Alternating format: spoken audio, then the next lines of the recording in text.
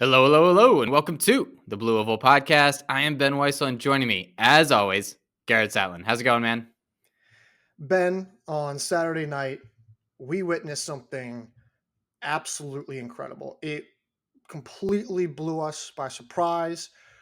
We knew something big could happen. I don't think we thought it would be this big. And I think it had just had everyone talking. And I am, of course, talking about Luka Doncic being traded to the Los Angeles Lakers. And I love how I didn't even get halfway through that. And I can see the look on your face of like, oh, I know exactly where this is going. I was gonna lead with this if you weren't, because that's all I haven't really been able to talk about it with anybody. So to give context, I've been at home with my family the entire weekend because we're potty training my oldest. So I'm just having my wife, and I'm trying to explain to her this morning. I'm like, this is crazy. Like, this is wild. And like, she's like, I don't care. And I'm like, I need to talk to someone about this. This is wild. And then I'm like, oh yeah. And then I was like, we got to talk about the podcast. We got to talk about an NCAA record. We got to talk about like all these crazy performances. It's like, I don't know how much I can talk about Luka Doncic, but I want to. I'm just in absolute awe. And the wildest part is that wasn't even maybe like the wildest thing that happened last night, No. which is just a crazy, crazy thought process. But we will get into all of that. What is crazy is that people are not leaving ratings and reviews on either Apple or Spotify, zeros on both of there. Please go leave a rating and review. 5 stars, a little comment if you want to. That'd be awesome. Helps a lot. Thank you, thank you, thank you. Love you, love you, love you. YouTube also, please go subscribe there as well. Ben, I don't know if you heard, but people ran really, really fast this past weekend, like really fast. And so much so that we could not possibly do one episode talking about it all. Because frankly, if we would, it would just be us rambling. So we're going to talk about all the major performances, all the best performances that we can. There are going to be some really good results that we just don't have time to touch on. So just for the audience to know, something to consider there. But Ben, I'll let you kick it off, and I already know where we should start, but go ahead. Yeah, we got to start with Ethan Strand's 3:48 in the mile, a commanding performance and a commanding victory over several pros. He just looked a class better than certainly all the collegiates, but you could make an argument for pretty much anyone in that field. And this was in a field with 2 other guys, I think, running sub 350. And he clearly stood out. Is this more or less surprising than the 733K in your mind? I mean, he has to have the 2 best performances of the year so far, but which one of them in your mind is most surprising? That's a great question. I think the 730 is still more surprising. I think you and I had both called it that we said the mile record is going to fall Yeah. this year. And I think we were pretty convinced. And given that the previous mile record was at 350.39, if you were going to break the record, you also had a really good shot of going under 350. Now, I don't know if we thought he would go under 349, but you had a shot there. So the 3K record was shattered by what, 6 seconds? Something like that. And Yeah. so I still think the 3K is more surprising, but I have never, ever seen someone post not just a historic performance. This is like gravitational changes everything with this kind of result. And yet he walks off the track and he's like, man, whew, that was a tough workout, guys. He looked unfazed. He looked completely unfazed. It was wild. And if you read some of his comments after the fact, and from Coach Miltenberg too, it's like, yeah, we've been doing some workouts, been doing a lot of threshold work, and we've touched the track a little, and it just to come out and run 3:48 is wild. And it's funny when you see these type of performances, you, at least for me, I look back and like, how could we have better predicted that? Like, how could we have seen this coming? And I think one thing that we underplayed probably too much during the cross country season was Strand's jump in cross country. A very middle distance focused guy who had an amazing kick. We already knew that about him. But this fall, we saw him go to another level in terms of his just raw fitness and his strength. And I think we could have.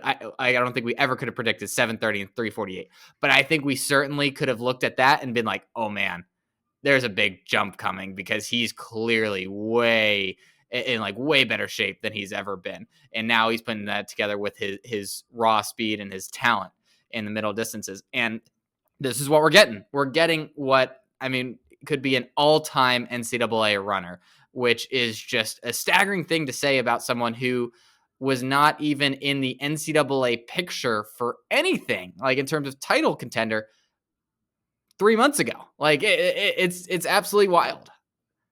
It is absolutely wild. Strand is now the third fastest man ever to run an indoor mile with his 348. Ridiculous thing to And say. do you know who he bumped to fourth? Is it Galen Rupp? No, it's El Garouge. Really? Yeah. Oh. Wow. Yeah, that's pretty wild. He's now, and I also looked on IAAF, or I guess World Athletics now. World Athletics. He is across all like seasons, indoor, outdoor. His mile now ranks at 34th all time, which is just absurd.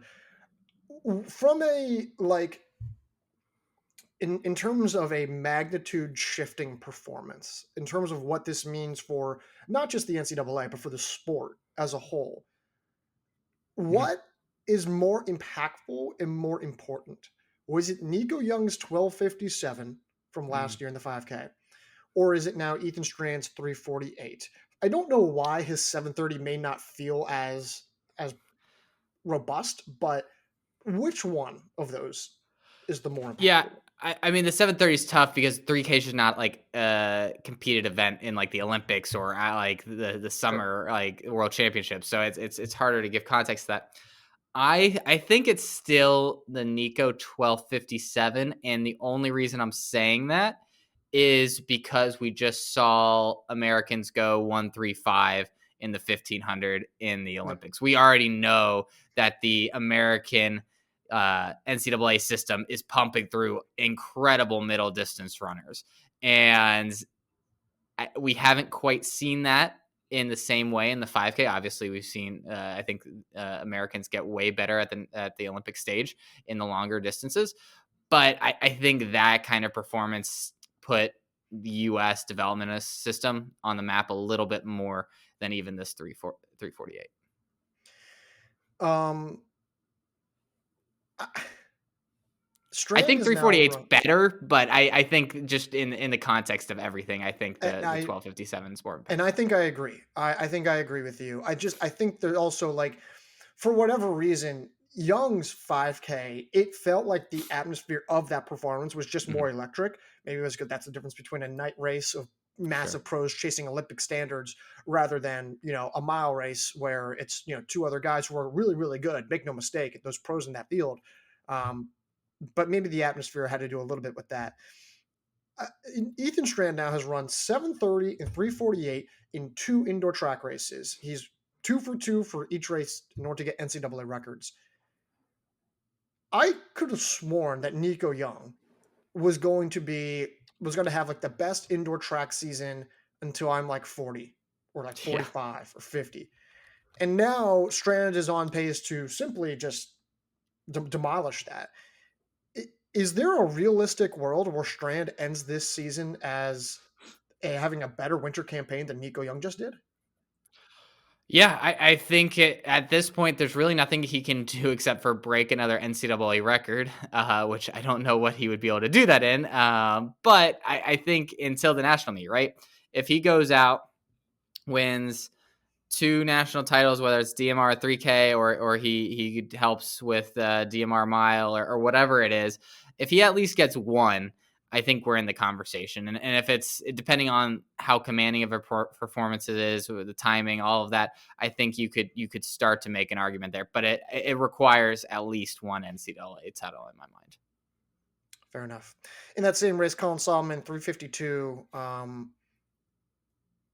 I can't believe I don't really have anything to say about a 352. It's about right. Like he ran 353 at this meet last year. He was dragged to a fast time, and that's all I really got about him. So we can, I think, move off of the mile if you're good with that. Yeah. I mean, yeah, Solomon's awesome. This is Strand's just on a different planet right now. Yeah, agreed. All right, let's move on and let's talk about. I liked how you put this in the first thoughts article. So let's group it like this: the BYU women. What a weekend! Where do you want to start in terms of like, or which performance stood out to you the most out of the BYU group? So just to give everyone some context, so Megan Hunter won the women's 800 of BYU. She ran 2 flat 0.27. That's NCAA number 5 all time, I believe. Uh, Riley Chamberlain ran 426 in the women's mile to be the top collegiate.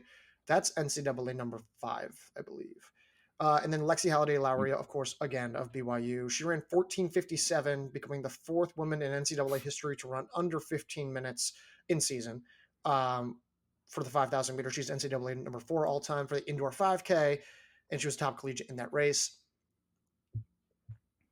I don't want to necessarily talk about the better performance. Well, I'll give you the better performance anyways. I think it was Megan Hunter. Megan Hunter would be my choice, but the MVP of this is Diljeet Taylor, Yeah. and it's because for everything I just said, and I don't feel like I have to expand on that. No, and I mean, you think about the women who are doing this. It's not Caitlin Tui. It's not Parker. It's not like these women who are seen as the best in the NCAA system, or these like incredible can't miss recruits, or anything like this, or international athletes coming in who are more developed and have run similar times coming into the program. No, these are women that are not household names for a lot of the NCAA system. I mean, obviously, if you're listening to this podcast, you know who all these women are. But like for someone just dropping in every once in a while, they're not gonna know. Hey, like Lexi Holiday Lowry is capable of running sub 15. Like this is, like you said, it's just a staggering accomplishment for Diljeet Taylor. And you go individual by individual, and it's not like shocking because you've No, seen the progress that each one of them have made. The fact that it all kind of happened in one weekend is the most surprising part. But you look at each of these individual results and you're like, it's faster, maybe a little faster than I thought, but it's not like miles faster than expectations. the thing with like I think Hunter's performance was overall the best, mainly because she ran a great time. She was And tactically excellent. The way she executed was like I was like, oh, that's how you win a national title. Like she's that mhm, good. Halliday Lowry though was probably the most impressive in terms of the context. This is someone sure. who was injured towards the latter half of the cross country season, and that she spent a lot of time in the pool, and like she delayed the start of her season until now, and so the fact that she ran 1457, I predicted her to run 1516 because I'm like, you know what? She's naturally talented. She'll run a great time. She'll get dragged to it, but she's probably not going to be at the peak level of her fitness. And I was right. She's not at the prior peak level of her fitness. She's better. So, I mean, just incredible, incredible work from BYU's Diljeet Taylor. Her pro athletes ran phenomenal. And Yeah. here's another fun one that we can talk about. Carmen Alder and a handful of Yeah. BYU women ran on Friday night at Boston University in the mile. Just okay performances, some good, some not so good. They then went to the Harvard Invitational, just like across town, and Alder ran 429, which is just a crazy thing to run your first sub 430 on the double of racing another mile race beforehand. So, After running 440 the night before. yeah, it was pretty wild. That's stunning. And So, yeah, I think the mile times were honestly the ones that were almost the most surprising. I mean, 426 for Chamberlain, I think is just puts her in a different category. We obviously have seen the flashes. We've talked about her before. The DMR performance from last year stands out, but to run 426, this puts her in a group of women that are like national title contenders, quite frankly. Like she's in that group. She's not in the inner group, but she's in the larger group of women that realistically have more than like a 2% chance or 4% chance of winning a national title, which is pretty crazy now. Carmen Alder, like where was the 429? Like this came out of nowhere. Yeah, and for BYU to be able to like look at Oregon and be like, okay, we don't have as many, but we can go kind of toe to toe with you in terms of like our first couple middle distance runners, which is just like that's a crazy statement. Yeah, it 100% is. So, BYU biggest. I mean, here's a question: who's the biggest winner of the weekend? Is it Ethan Strand or is it the BYU women? Ooh. I think it's Ethan Strand. I think you could make an argument for Diljit Taylor, but I think 348. That's something we're gonna remember. And we already thought Diljit Taylor was amazing. Like this isn't any like new news. And we knew Strand was great, but this cements it in a bigger way than I think it did for Taylor. That's fair. That's fair enough. Let's stay on the mile side, but we're going to go back to the men. The amount of crazy mile times we saw was so absurd. And in the Razorback invite, Fawad Messaoudi looks like he's back in top form, runs 352. Birnbaum, Simeon Birnbaum of Oregon, Fawad Messaoudi of Oklahoma State, Simeon Birnbaum of Oregon. He also runs 352 in a tight battle. That's the first, like, oh, yes, finally, there's the performance that we were looking for from Birnbaum. That's a top 10 all time for both of them, I believe, in terms of the indoor mile. Is Fawad Messaoudi now a legitimate, how do I put this? In a world where Strand does the DMR 3K double, is Messaoudi a national title threat? And then B, what does this performance tell you about Birnbaum's postseason potential? So I don't think this tells us a whole lot about Birnbaum's title, like championship potential. I think this just means he's going to be there, which I think is great. And I think he needs to get the experience, right? If he makes it to the finals, I think that would be a successful championship for him. Obviously, running 352, he's going to come in with higher expectations. That in your first NCAA system or championship against the level of athletes he's going to be going up against, I think making the finals would be awesome. For Messaoudi, I think this, again, proves that he's a title threat. I do think, though, that this proves that he's ready to go really challenge for the 3K title, honestly. That was my biggest takeaway from seeing Messaoudi's performance. We've seen him win a 3K before. The mile, just unless it's a very honest effort in the mile, he just doesn't have the, I think, acceleration that you need in the indoor track. It's like you got to be able to change pace so quickly to get away from people and position yourself and all of that. And I think that doesn't set up for Messaoudi quite as well as it does for like an Ethan Strand, like a Liam Murphy, those kind of types. Now in the 3K, that you're able to do that, that's not as big of an issue. So I think this sets him up really well for doing that, say, DMR 3K double as he did a couple of years ago. That's, I think, a great takeaway. I think you're right. Now, in retrospect, yeah. Because if Strand does do the mile 3K double, and there's very good reason to believe that he would, you're talking about Strand running the 3K, but doing so on tired legs from a couple hours beforehand, in theory. Of course, Parker Wolf also ran 7:30. We can't forget about that. So, but you're right. I think, depending on how those championship races are run, I think Fawad could, have an outside shot at gold. And I think it's realistic. And I think this race is probably a correct assessment in terms of what he could do there. In terms of other mile performances that we saw, I mean, just unreal stuff. I mean, Solana Yildiz at the Razorback invite of Oregon, she ran 427. Ali Ince of Oregon ran 430. Those were together. But then at the UW invite, over the oversized track, it was Portland's Laura Pellicaro running 425 in the mile, and then Washington's Amina Matug running 428, and Washington's Chloe Forster matching her PR at 428. What is the biggest takeaway from that slew of, all-time women's mile performances?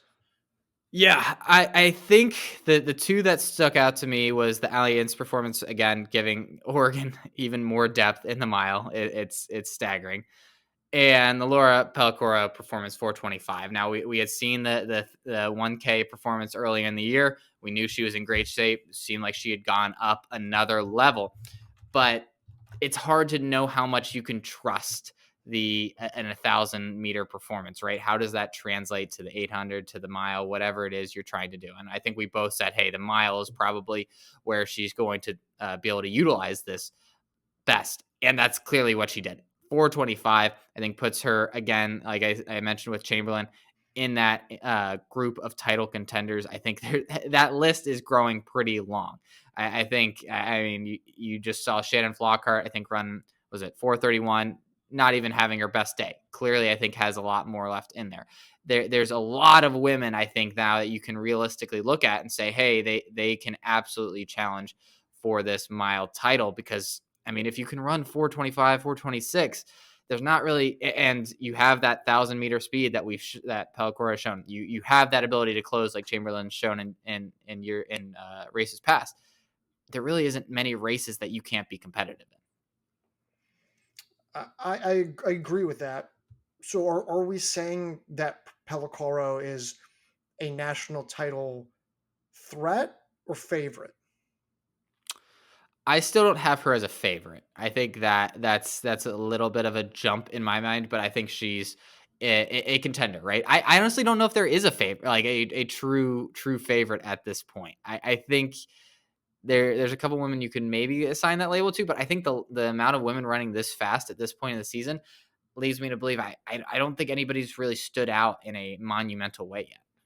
How fast would Kimberly May and or Claudia Kazmierska have to run in order for them to be the sole favorite? Not as fast as other women, because they have the track record of being able to be some of the Interesting. best. I think 424. I think I would put them there. Now, if it was someone else, like kind of coming out of left field, I would say they would have to run a little bit faster because, again, the Right. experience and all of that. But I think for either of them, 424, I think, would put them solidly as favorites. Yeah, I like gosh, where we go? I like Amina Matug in terms of what she just did there. I think the 428 is important. She had been struggling throughout the Mhm. fall months after she had transferred, and she was dealing with a significant injury and trying to rally back. And she's been like okay and solid and respectable, but she had not been to her normal self until what seems like now. So running 428, I think, is important as we move forward. Um, so yeah, that was the note I wanted to highlight there. Where do you want to go next? Where should we head over? Let's bump up to the women's 3K, where we saw a bunch of really outstanding performances led by Amy Bunnage's 843. Took a little bit more of a conservative approach than Kimberly May, who ended up running 844, which I think is like an interesting view into not only their psychology, but I think like just their trajectories of what their year has been so far, right? Amy Bunnage started later, has kind of just been on the ascent, has just been kind of easing her way into it. It feels like, and just I think maybe surprising herself, honestly, in every performance that she puts out there. Whereas Kimberly May has just had this like incredible last 12 months or so, where I think she just goes in expecting to just be able to go put it down an all-time mark. And clearly she's not far off, still running an 844. So I thought both of those performances were interesting. And I'm very curious to see how Bunnage ends up running her races later in the year, because I would be surprised if this kind of strategy continues. I loved what I saw from Bunnage. I thought it was a perfectly executed race. I was surprised, kind of like you said, that she wasn't more aggressive, given that she has a strength-based background, right? In theory, you would imagine that she's able to kind of at least take the brunt of that early pacing sooner. Again, in theory, whereas May, more known for her mile prowess. She's great over the longer distances. It doesn't to say that she doesn't have great aerobic strength, but she's really known for her turnover. And so you would maybe think that she maybe took the approach that Bunnage did. But Bunnage looks like way better. Like she has true control of her fitness. She's able to execute, and like the moves that she made were convincing. It was just a really smart race. And now I have three races where she's placed fourth at the cross country national meet, She ran 15 flat over 5K back in December, and now she's run 8:43 to emerge at the top collegiate. I'm beginning to wonder, like, man, how many threats will there really be in the 3K for the national title? Like, Doris Lemmengold, don't get me wrong, is phenomenal, but wouldn't Lemmengold be more like a steeplechase 5K, 10K, right? Like, Yeah. is it unrealistic to suggest that Bunnage could realistically contend for gold this winter? No, no. I mean, not at all. I think there's only been a handful of collegiates that have proven that they can beat her in any race. And those have been more on those individuals' home turf, like in terms of Lemon Goal in the 5K or in cross country, like or Olamamwe, same kind of situations. Like you put them in a 3K, which I think favors Bunnage as you're kind of outlining. And I don't think that's a lock that either of those women would be able to hang with her. And it certainly doesn't seem like anybody else in the NCAA can, right? Like no one else has really been able to touch her. And I mean, May was within a second, but it again, and maybe if the race is run in a little bit of a different way, if May's a little bit more conservative at NCAA, sits on Bunnage's heels and then kicks, if she runs a 3K, it's a different conversation. But I really don't think there's more than a handful of women in the NCAA that can beat Bunnage in the 3K to 5K. I'm glad you were on the same wavelength as me, because I just think she's at a different, like last year she just, it felt like she was just leaning on the fact that she was really, really talented, right? Mm-hmm. And it just didn't always feel like she had true control of her fitness. And of course, there were some absences from the indoor national meet, and her spring campaign wasn't as good. But now she just looks way more sure of herself, way more confident. You can just kind of see it as she's racing, and so it's really exciting for anyone who's a Stanford fan for sure. But moving off of those 3Ks, I mean, one also, while we're on 3Ks, Yeah. Pamela Kosgei, 8:44, more or less a solo effort with pacers there. The New Mexico runner continues to impress. I don't really know if we have to kind of dive into this any further. It's about right. Super, super impressive. Not super surprising. The men's 5K at John Thomas Terrier Classic. If I had told you that the top collegiate would not be Rocky Hansen, Patrick Kiprop, Hampton Samuel, or Casey Klinger, or Ishmael Kipuri, you'd be like, who was the top collegiate then? Like Bob Liking? And I'd say no. It was Romain Legendre. Garrett, who is that? Thank you for asking, Ben. He's a D2 superstar. He's French, and he held the D2 5K record of 13:16 from last spring. He also held the former D2 indoor record of 13:24 from last winter. Uh, he then just ran 13:02 on Saturday night in what was a massive performance. It's one of the fastest 5K times ever run by a collegian, period. Like, I think it's like third or fourth fastest all time, regardless. And so I don't know, like, he is definitively going to be a national title favorite once we reach, the national meets and whatnot. But what does this performance what does this performance like really mean? Does it mean anything?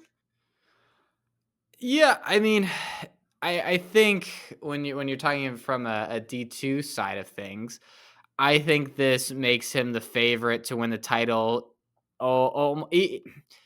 Even if you have any concerns about tactics or anything like that, he's clearly at a different place fitness wise than anybody else. And like, I know it's kind of the same Nico Young conversation that we had last year, right?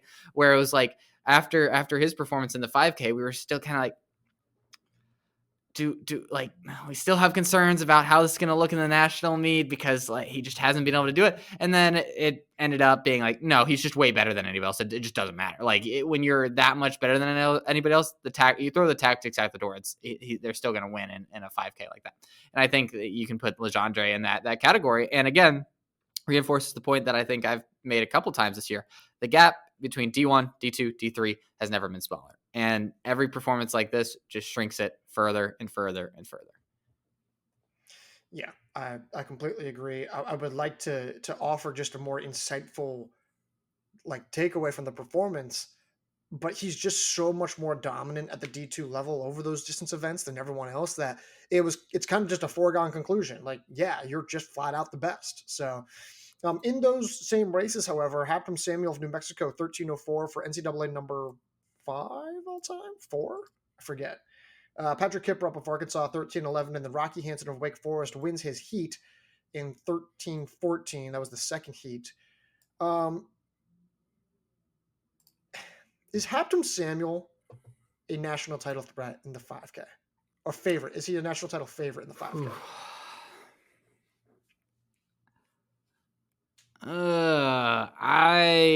No, he is not. Is it just Parker Wolf? I think so. I think Parker Wolf has to be considered the favorite. Okay. I think you're right too, especially because a time trial environment is very different from a tactical kind of affair, which, Hapham Samuel is essentially dropping down in distance when he attacks the 5K, which is a crazy thing to say, but he is. I think he's a national title threat. I don't think he's a national title favorite. Not yet. I think Wolf's foot speed that he has displayed is, quite a league above Samuel. And if you can run 730, you clearly have enough strength to be able to run around 1305. Like, I don't think the strength difference is so much that it's going to compensate for Wolf's superior speed. Rocky Hansen ran 1314. He's predominantly been known as a miler, at least as a prep and younger guy, but has since kind of moved up in distance. Over under 740 flat for him this season in the 3K. Ooh, that's a good one. I'll go under. I think I'm with you. I think that's like his ideal distance. I think it's like I would not want to have to toe the line next to him. I think it honestly comes down to him just getting in the right race, right? I think if he's in the right setting and he doesn't go too hard at the beginning, I think he'll do that no problem, honestly. What is now like what is the time range? Like what's the cutoff in time for a 3K to now be considered tactical? Like obviously I know there's things that like have to happen, but if it's like, is it like, hey, if you're running under 745, it's more of a true effort than like trying to find like, do you get what I'm saying? Like, do you see what I'm saying here? No, I was thinking about this when we were putting together the list of performances to talk about for the podcast, and I'm like, 746. I'm not going to talk about that. That's slow. and just like, if we would have said that, we would have led with that 2 years ago, which is ridiculous. So I think it's probably around that 745-ish range. I think maybe a little bit like 748 or something like that, but it's right around there, which is again astounding. I remember this was a few years ago, and we were arguing about like whether 750 and a half or 751 was going to qualify. And I remember me being like, Ben, there's no way it would be that fast. There's no way. And so, my goodness, how times have changed. 10 seconds later.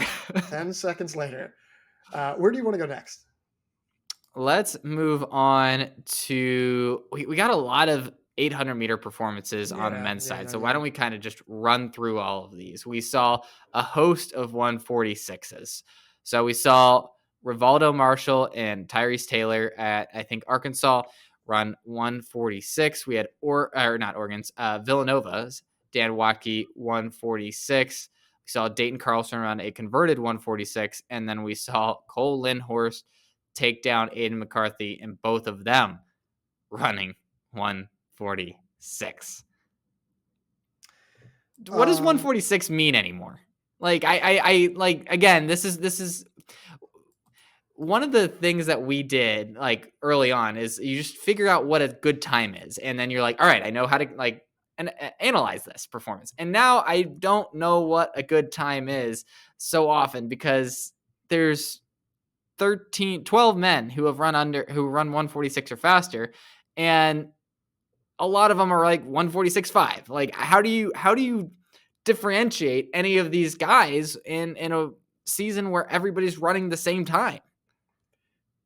Well, right now you don't. I mean, these It's guys yeah, are all the same. Like they're really like you really like if you just said like forget the times. If we just came into this season knowing what we know about them now, we would all be like, yeah, they're all roughly about the same level. Maybe like I wouldn't have said that about Smallwood, or I wouldn't have said that about like Justin O'Toole or sure. Reinheimer, but Yeah. like there's still guys that they were still roughly in that same tier.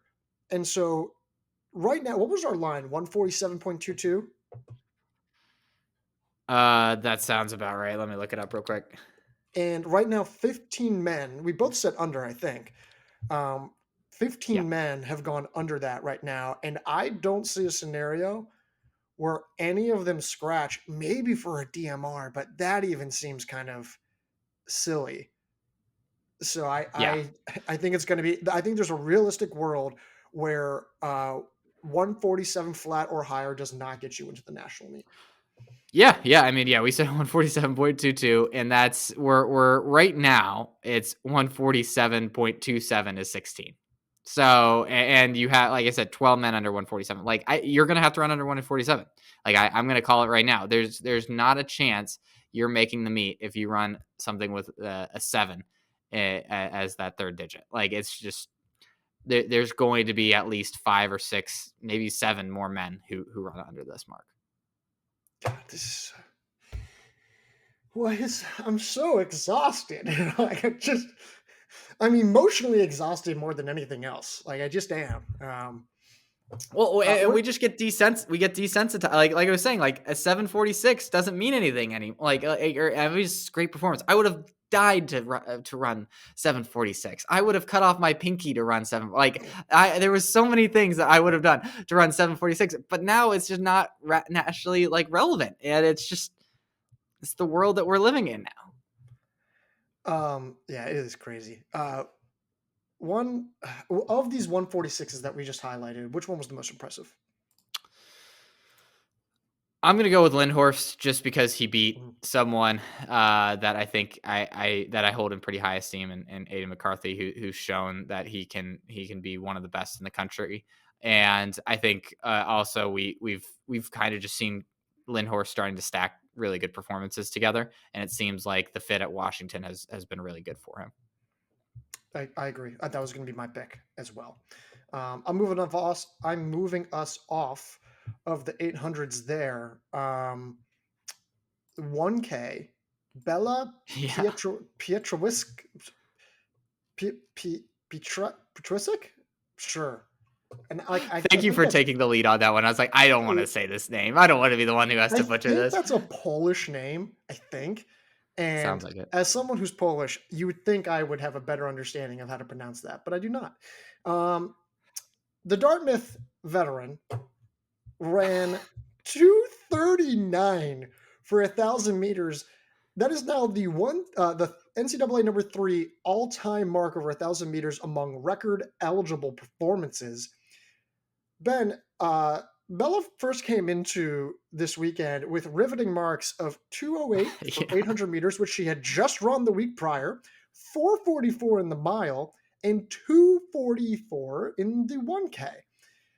Now, after following 2 New Balance pros and just refusing to let off of them throughout most of the race, she runs 239. What are we supposed to do with this result? Like, let me rephrase this. What are we supposed to do with this result? And then B, can you recall a bigger out of nowhere performance than this? Oh man. I'm sure that we've talked about one on the podcast before, but I'm struggling to think of who was it. Wasn't there someone last year on the men's side in the 800 who ran like 147 at it, like and had run like 152 or before or something like that.